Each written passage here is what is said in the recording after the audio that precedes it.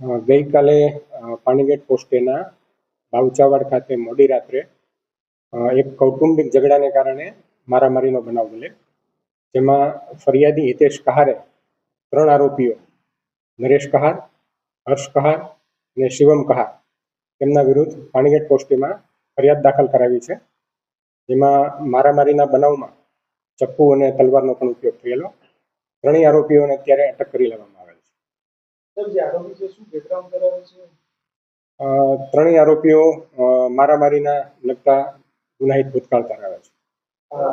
આરોપી જે છે શું કારણથી ઝઘડો મારામારી કરી છે?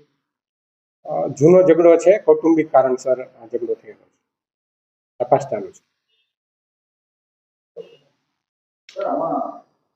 કૌટુંબિક કારણ એટલે કંઈક થયું જે તે સમયે ઝઘડો એની પહેલા કોઈ થયું અડધો કલાક પહેલા?